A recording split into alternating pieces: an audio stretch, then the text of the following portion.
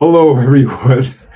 I got a little late start today because we were in the middle of a storm and they had tornado warnings and told us to go down. And so I've been huddling downstairs watching football. So, anyhow, let me tell you what I'd like to talk about. Hi, Mark.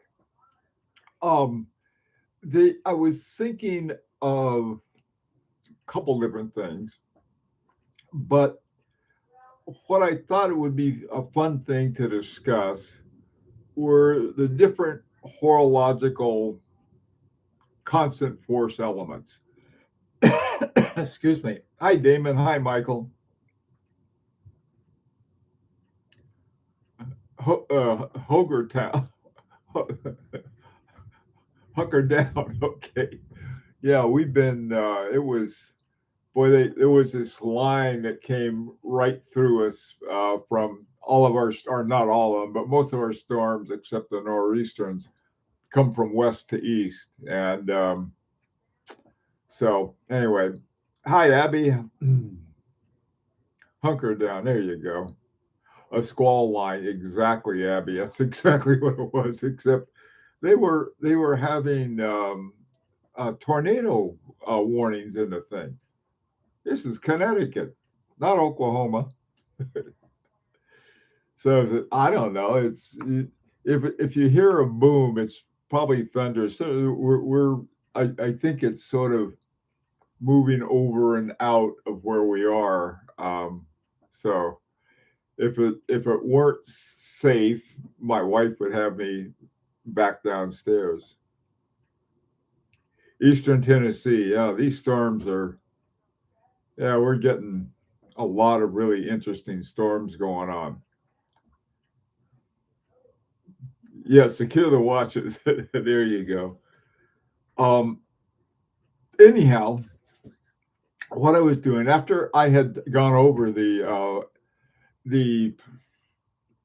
GPHG, I was looking at all of these different constant force mechanisms. The detent, I thought was the detent, escapement, uh, remontoir égalité. I was looking for dual barrels in parallel, but there were a lot of other things. There was something that was a natural escapement. That was another thing that was going on. So I thought this would be a fun thing that we could talk about, or what are these different elements in there? Nothing in Germany, huh, Mr. Gumby? How's it going, Graham? What are you doing in Germany, Graham? Um,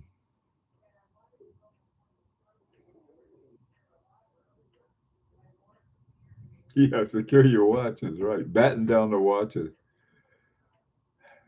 My pleasure, Ken. Okie doke. Well, let's see. Everything seems to be okay. What I worry about is when we get this interesting weather, is that the Wi-Fi goes adios, heads south. Hey, Brian, are you guys are listen, I'm trying to think. Are you guys getting rock and rolled over there where you are, Brian? I I think I think we're sort of okay. I'm not sure if we're right before or right at the end of it. Anyhow, can you please explain what a natural escapement is? I am very sourced sourced in a whole situation of watches, but I've never heard of that one. Fortunately, I suppose, or this is a little bit of knowledge is dangerous. What a natural escapement is, okay, um, you have your escapement, most escapements are you have it go through the escape wheel, and then you have your pallet fork, and your pallet fork has got a tail on it, and it's knocking the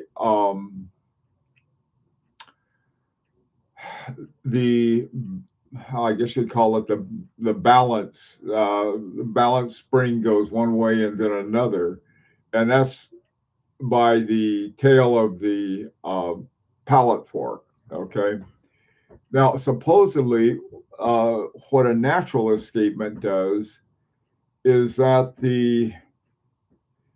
it goes directly from the escape wheel to the the piece on the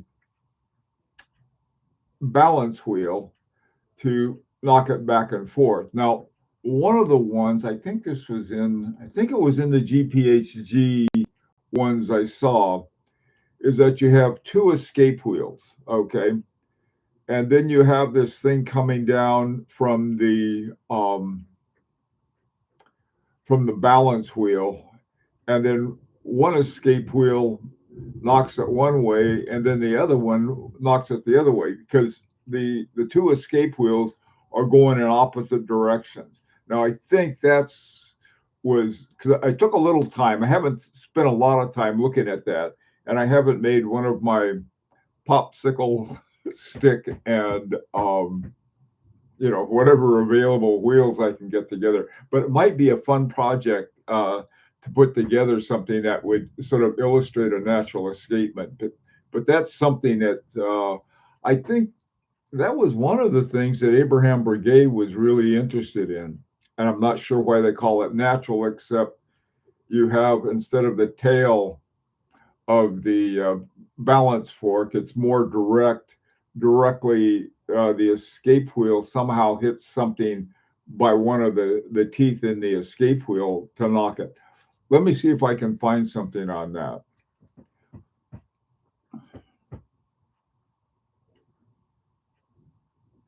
Justice for Johnny Deep. Johnny Deep. Hola, buenas tardes. ¿Cómo está, Justice? We're sunny now. A lot of thunder and rain about 15 minutes ago. Okay, so it's the same storm. This storm goes all the way from Canada down to, I'm not sure how far south it goes or how far west it goes from us. It is out there. So I'm glad to hear it's cleared up. Hi, Pisco, Napoli. 9/11, good to see you. Okay, I'm not trying to put you on the spot. I appreciate your attention. It sounds like George Daniels. Now, I don't know if it is like George Daniels, and by George Daniels, the his escape mechanism. It may be some of that, but I'm not sure. I'm trying to remember exactly the coaxial escapement. I don't know if it's quite the same as the coaxial. Coaxial, I don't think it's considered a natural escapement, but that's something I haven't really, like I said, paid a whole lot of attention to.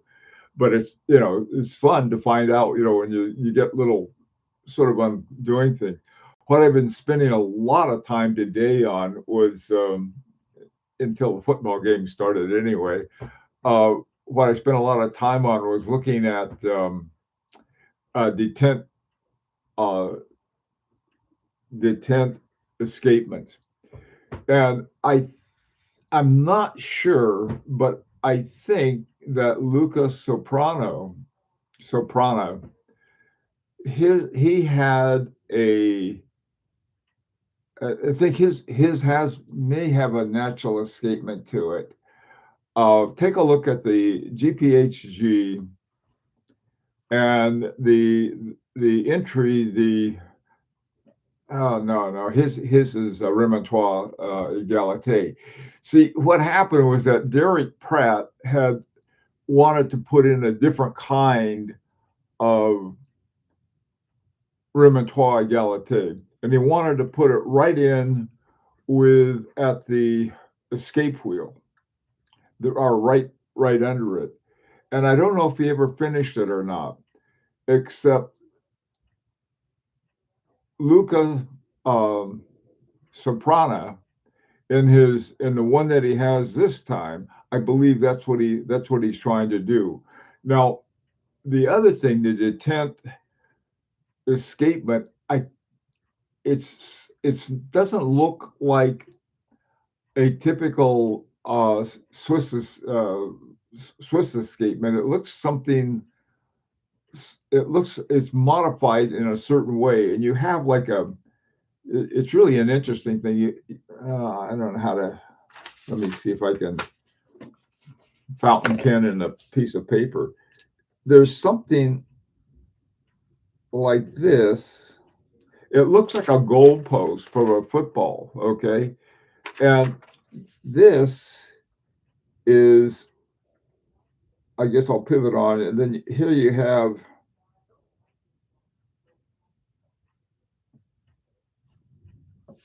Okay, oh, there it is.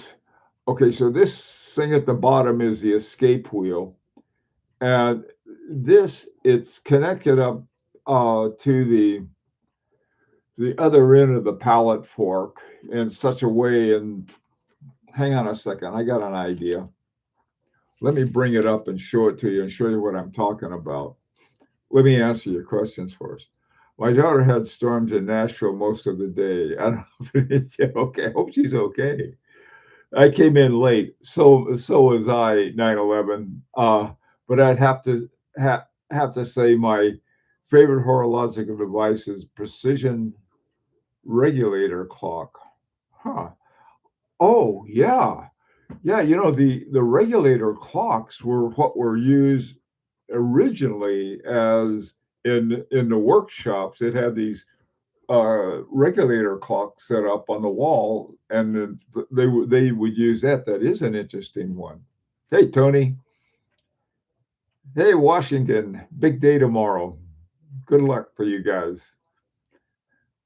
The entire reason I even know about GPHD is okay.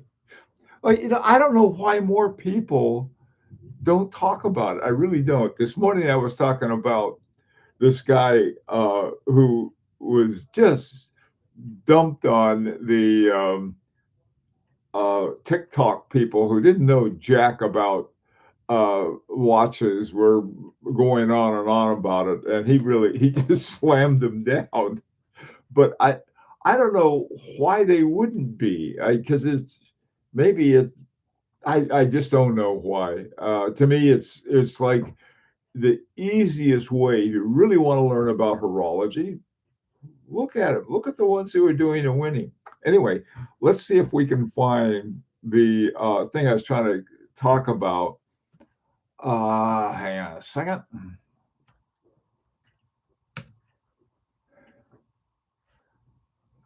I'll be right there. I'm looking this up. Okay, nominated timepieces.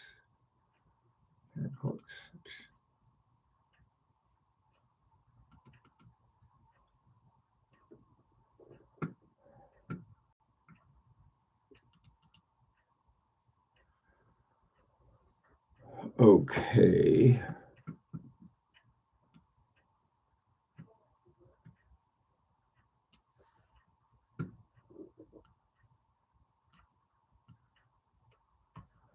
Okay, let me see if I can get this up on the screen now.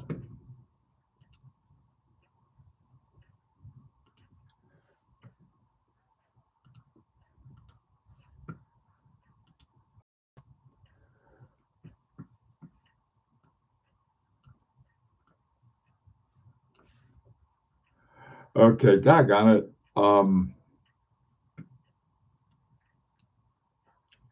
It's not where I want it to be. Let me see.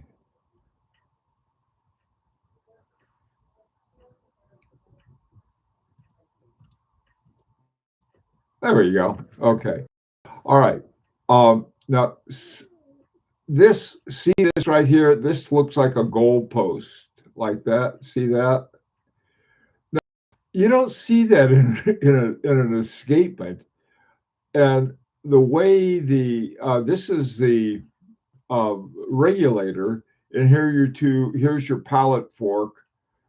that that's doesn't exactly look like most pallet forks, but because of this other thing that's going out here, and I'm not sure what that is.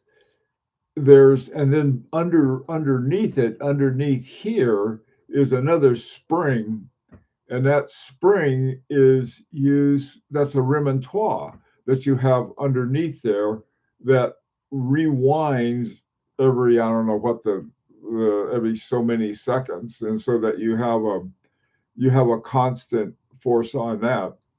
But the interesting thing here that I at first I thought this was a detente, simply because of the way it came down like that, and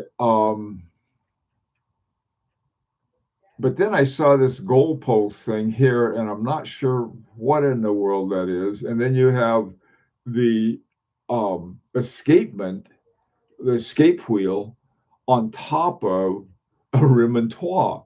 And I think that was what Derek Pratt was trying to do. Let me see if I got my Derek Pratt book. And here they were showing some different things, like this one right here, I think is that maybe part of a natural, or this one right here may be part of a natural escapement. I don't know if you can see it or not, but see where you have those two escape wheels, and then in the center, you have your balance wheel, the little, what I call a knocker, that's going to kick it left and right. So anyway, so that's that to me is extremely interesting.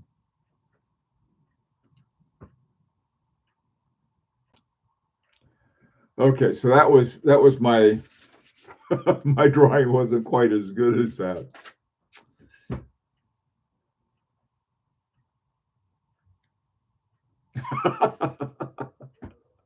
What?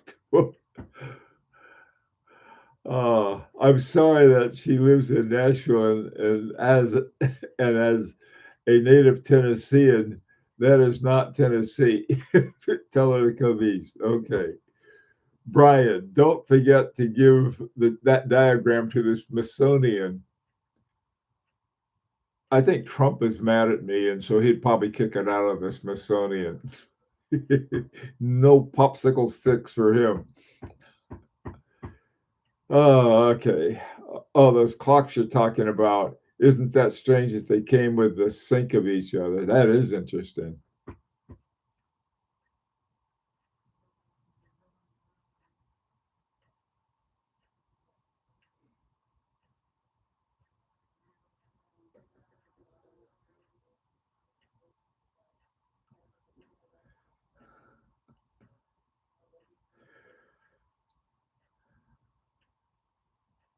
My best friend is fluent in French. You may notice that my French is the opposite of fluent. I wish I could pronounce it because it's really a very pretty language.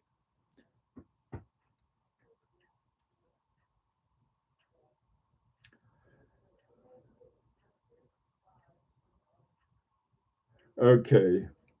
Vienna regulators were remarkable in how light a weight they were. I have a 30-day Vienna runner. Wow, you got some interesting stuff. I smoothed all that over for you. Thanks. Thanks. Okay, so anyway, what I was saying is that where you have people like that, and you have some really interesting kind of horology that you, I guess how to say, let me rewind something here and tell you where sort of my head has been. When I saw that thing, I said, well, I got to find out about Luca Soprana. I'm sorry, but I was, as soon as when I saw that name, here you got a name from The Godfather and The Sopranos all together, and I thought, oh boy. But I read about this guy. He is the coolest guy. He really is, and he's what he. There's an article, by the way, in a Collected Man. If you haven't read any of Collected Man, it's Collected Man is simply a guy who sells all of these great watches that I can't afford. But he's got a really good article that I guess he did an interview or something with Luca, and he was talking about all the stuff he did. But one of the things, and again, I don't want everybody to get mad at me for this, but it sort of goes with what I suspected. He worked at both Patek Philippe and Rolex. He went to work for Patek Philippe and said it was what they're doing isn't the kind of horology he was expecting, but rather it's very organized, and just follow the orders kind of thing. And so he didn't last there very long. So he left there and he went to work for Rolex. He lasted 3 days at Rolex. He said they were even worse. That this, Einschweinerei, and not even German. But that was, and so naturally I liked them a lot because I'm mad at both of them for using silicone hairspring. But the reason they put in silicone hairspring because it's less muss and fuss. Okay, enough of that. But you can see why I like this guy. If you get a chance, read that article that's in the Collected Man about Luca Soprana. It's I think you'll like it. See, this is what I'm looking at. The first quarter, good God, we've already been through a quarter of the 21st century, the first 25 years. So I mean, like we're eating up this this century rather quickly. And the first part of it, all of the guys who were new and young watchmakers in the first part, like Harry Vuitton and F.P. Jorn and Vianney Halter and all of those other guys who are now like established tip-top watchmakers, they're sort of established. But what I think is coming next is what I've been looking for. I think Luca Soprano is one that to me would be a perfect one. Another one is Raúl Pagès. He was the guy who had the detent um, regulator, and that's another kind of thing that not yeah no detent escapement, not regulator, but these guys are the ones that I think are the future of, oh, I don't want to sound snobbish, but sort of this pure horology of mechanical horology. And like, there's, they're talking about, well, I'm going to get it a little more accurate. Yeah, I mean, you're not going to get something more accurate than a smartphone connected to an atomic clock somewhere that's going to give you perfect time all the time. That's forget that. We're sort of like trying to understand something that has its own magic to it. I mean, like the whole thing is on the tension of an expanding mainspring and how all of that goes together to keep really pretty good time. I mean, this is my Beauvais, and it's like trying to make it look old fashioned with with the bow and crown on it and the bar lug, but otherwise it's pretty new. Um, Trying to make it, I think, more of that spirit. And this to me is what is very interesting. The kind of stuff that Agenor is doing. My God, they that was how come I had the Agenor movement on my little announcement that I had. I only got it up to one place. Okay, enough for me. Let's see what you guys are up to. Ed, how you doing? What's the name of the book on Derek Pratt? Force Amuse, a version of his escapement. Their watches are amazing. Yeah, there are. Okay, let me give you the whole name of it and what this is from. It's very simple. It's called, let me see, Derek Pratt Watchmaker. And I think you can find it on Amazon. I think that's this one actually I got this one from, let me show you, the British Horological Institute. The British Horological Institute were the ones that published it. It's it, it's sort of like um, it's a series of articles taking bits and pieces of the work that Derek Pratt has done with a lot of different examples. And he and uh, George Daniels were very good friends. And the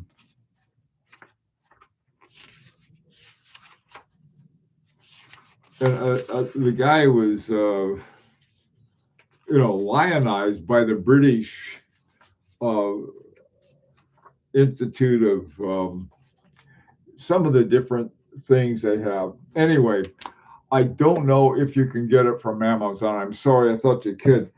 Another one. Let me tell you another one. I just got this one. I really haven't had a chance to get into it. It's called Horological Alchemy. Can you? Is that better? Yeah. Okay. Horological Alchemy, and it's by Denis Flago. I can't say his name right. Um, oh, his watch company is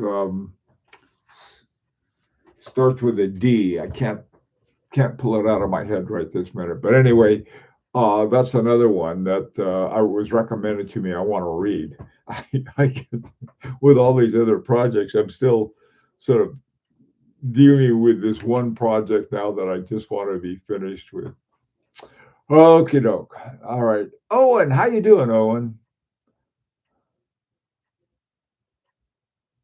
Oh yeah. Okay, right. Owen is talking about the collected a collected man site. They are great.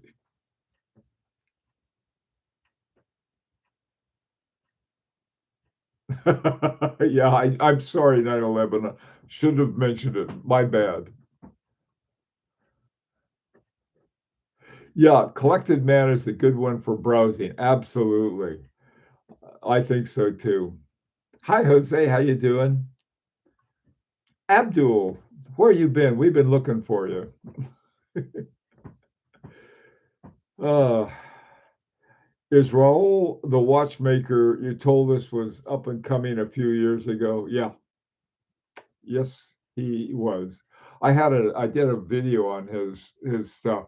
I think then he had, I've been scrambling around trying to find a watch that was affordable by either one of these guys, and it's too late. There is one watch that there's a possibility with. It was either Luca Soprana, or it was uh, Raúl Pagès, who did a thing for Jacob and Company. That's Jacob the jeweler, who was like, oh, come on.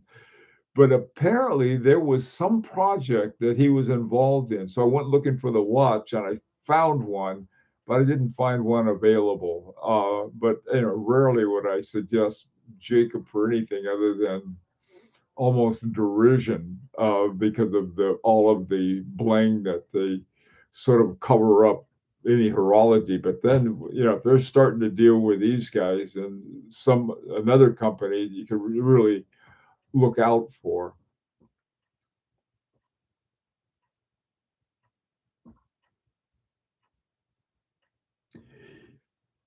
Ed, local hero Ed, yes. Right. Yeah, we can still admire painters despite that. What painters can do is sort of get the soul of what's going on. The pictures a little more difficult. Some good photographers can, but I agree with that. That's a great analogy.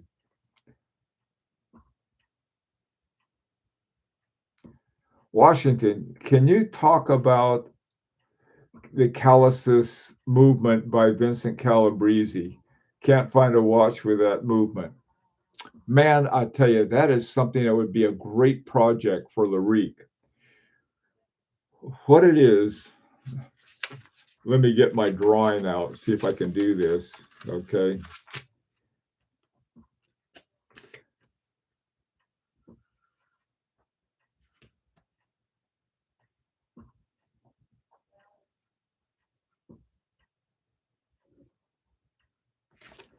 Okay. Now, a hairspring oscillates. Okay. It goes one way and then the other way. And what Vincent Calabrese with the Cal system has is something like this, which reminds me a bit of a hamatic. They have a like a hammer or a weight, okay? Sort of like this. They have the weight, and then this thing goes back and forth, like like that. And um, reading what Calabrese has to say about it is really fun because he's going on like, why would you stick with a with a hairspring when you can have a hammer do it? it? It's just like, well, yeah, I never thought of it that way.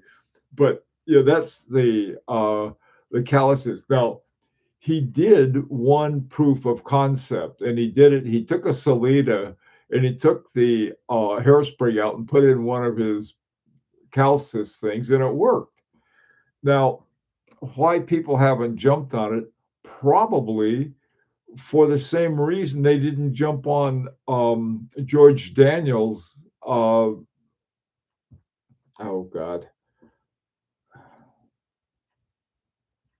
I keep forgetting the name of his George Daniels device, the coaxial system that he set up. All right, so if you say why people haven't gone for it, you have all of these things going on. First of all, they spent a lot of money getting those old silicon things working, so they didn't have to think about them anymore. All right, see, so they got that set up. So why would you bring in this other thing that's a intellectual property of a guy like Vincent Calabrese? Calabrese is my age exactly. All right, and I was thinking, and he comes along and says, "Oh, okay, this is what we should be doing." And I haven't heard much beyond that. And like I said, this would be something that, working with, if we could do it with Calabrese and Agenor, because I wouldn't want to wait around for Calabrese to get all of the different mechanisms and have the team who could create something like this. I think it'd be a neat project. Whether Calabrese would go along with it or not, I don't know. um but he might. Maybe I could talk to him since we're from the same war. De Bethune, that's who I was thinking of. Thanks, Contrast T. That's exactly De Bethune. And there. But my head is, I think, I got stuff coming out my ears that I forgot about now. Hi, William. Hello from New Jersey. Thanks, man. I'm reading Hands of Time by Rebecca Struthers, who is UK watchmaker, about the history of clocks and watches. That ought to be really good. One of the most interesting people that I've met is Rolf Lang, and because he replicated John Harrison's clock that he did for chronometer clock. Forgot what it's called. It's called like something like an H1. It has a, I mean, that was a term that Harrison used, but that's something that he created. Nobody, didn't make a big hit, and so, but he sort of goes in different directions. I haven't. Every now and then I'll hear from him. He'll say, "Hey, Bill, what's up?" And so I don't know.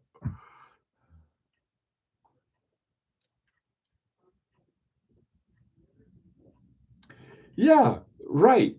That would be a fun thing to do.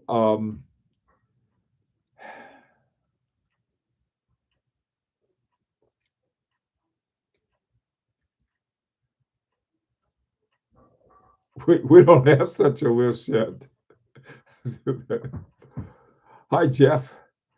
Any input on the Christopher Ward 12X skeleton with their in-house movement? You got me on that one. Somebody else may know something about that.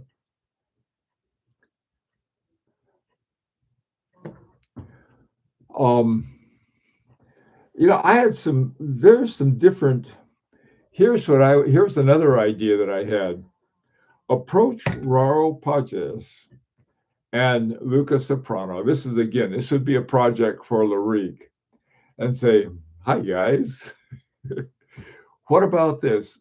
What if we worked with Agenor, we took Derek Pratt's Remontoir d'Égalité, and we made 100 of them." Okay, you have all of the design done and everything, and we'll take this design and we'll work with Agenor to make the wherewithal to put it together, and then our handy team, Abdul, and the rest of us, Owen, Brian, all of these guys, will figure out a way to make it happen. And so that way, what we could do is to move them into, I don't know, Lyrique is anything but mainstream, but move it into more accessibility, I think would be a thing, sort of a horological accessibility. And, because, we're not, put as 100 of us together, and it's amazing what we can come up with. But maybe they'd go for something like that. Um, you know, eh, why not?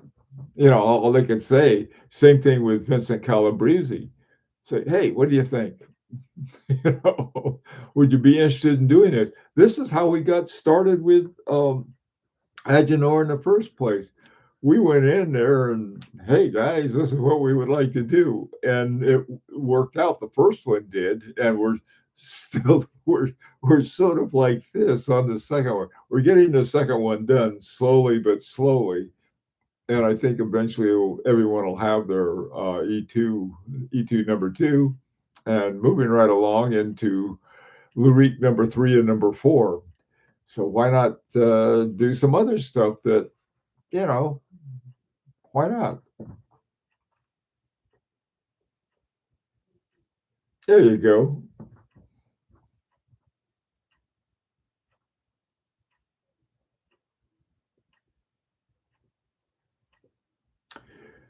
Well, this is the one that we were just looking at, and this was an implementation of Derek Pratt's. So let's take this, the 6801. We'll start with, or actually the 6802, because there were some real improvements on that. Take the 6802. This is what we like to do. We like to put a remontoir right underneath and then the other parts of it. We'd like to do that. And then have Agenor order all the right parts. But most of it would already be done. So it would be taking something and adding to it, or doing the same thing with Raúl Pagès and the detent. And what would be in it for him, all they got to do is tell us what they'd like, what they would like on their end of it. because if you the number that they have, the prices are like 100 and let me 100 jillion dollars, something like that. Let me see what the price on this thing is. The price is 100,000 Swiss francs for Luca Sopranos. Okay, 100,000 bucks. We could arrange something like that. That we'd say, well, we'll have 100 guys, and we'll give you 1,500 for each one of us, and then plus what the other, plus sort of bringing out the 6802 and putting a watch together and see what happens. I don't know. And so with 100 watches, instead of making 100,000, they'd be making a lot more than that. It'd be 150,000, I guess, whatever it'd be. But it would be something, and they wouldn't have to do anything. All they'd have to do is say, here it is, and we want to duplicate it, except we want to put it in a different base. Now that may not be possible. This one, by the way, too. I think this one, and I don't know about the one by Raúl Pagès, but they run at 18,000 semi-oscillations per hour. So, while we're at it, we might as well look at one more thing, okay? Hang on a second.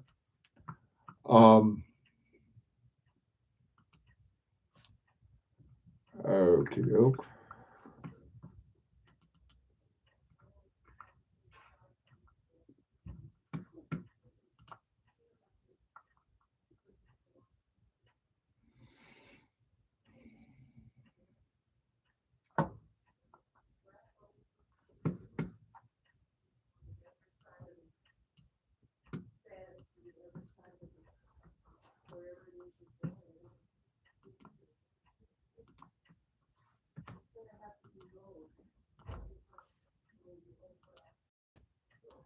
Okay.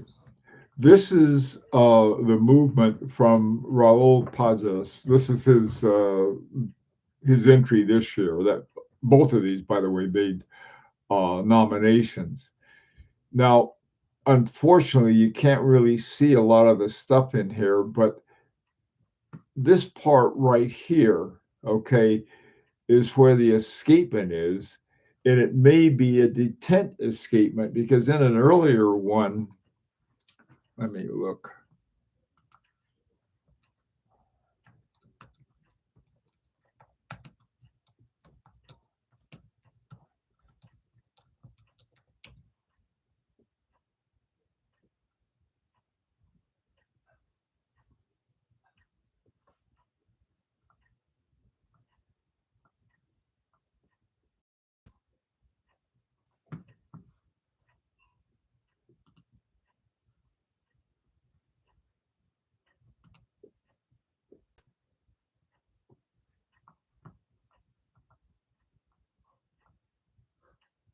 Okay, this is a detent escapement, the way it comes down like this. And here you have your palette, but you don't have a fork.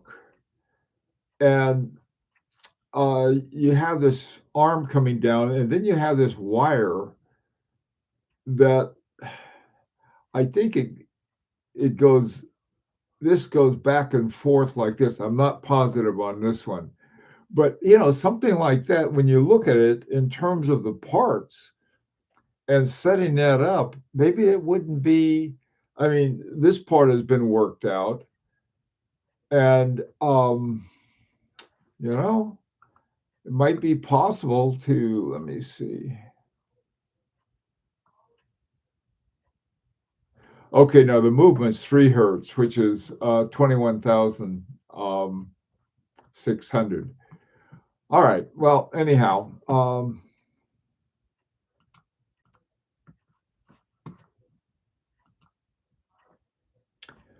those are things that we can, to me, are worth getting excited about. Um,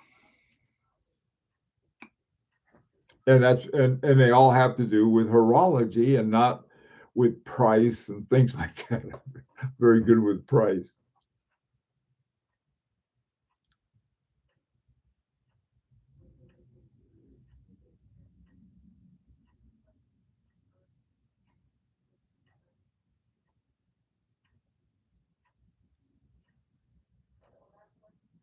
Yeah, and well, Abdul, the complication is a constant force element. We'd have to have another name. I can't say etude anymore. We'd have a new series. We'd call it the constant force series after the air series, something like that. Anyhow, oh, listen, guys. Oh my God.